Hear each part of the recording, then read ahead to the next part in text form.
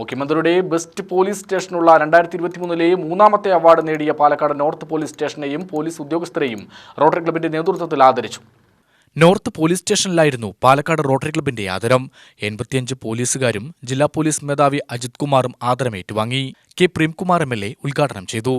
ജനങ്ങൾ ഉൾപ്പെടുന്ന സമൂഹവും പോലീസും തമ്മിലുള്ള ബന്ധം എങ്ങനെയാണ് ഏറ്റവും മികച്ച നിലയിൽ മുന്നോട്ട് കൊണ്ടുപോകേണ്ടത് എന്നതിനെ സംബന്ധിച്ചെല്ലാം വളരെ കരുതലോടുകൂടി കൃത്യമായി നിലപാട് സ്വീകരിച്ചു പോകുന്ന ഒരു നാടായി നമ്മുടെ കേരളം മാറിയിട്ടുണ്ട്.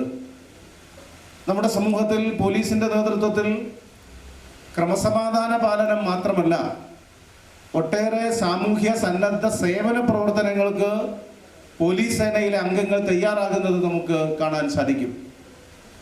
പോലീസ് സേനയിൽ സമൂഹത്തിൽ ആകെ വരുന്ന മാറ്റത്തിന്റെ ഭാഗമായി വനിതകൾക്ക് പോലീസ് സേനയിൽ അവർക്ക് പ്രവേശനം ലഭിക്കുന്നതിനും അന്തസ്സോടുകൂടി ജോലി ചെയ്യാനും കഴിയുന്നുള്ള അന്തരീക്ഷം ഇന്ന് നമ്മുടെ രാജ്യത്ത് തന്നെ മാതൃകാപരമായ നിലയിലുള്ള സംസ്ഥാനം നമ്മുടെ കേരളമാണ് എന്ന് നമുക്ക് അഭിമാനത്തോടു കൂടി പറയാൻ പറ്റും.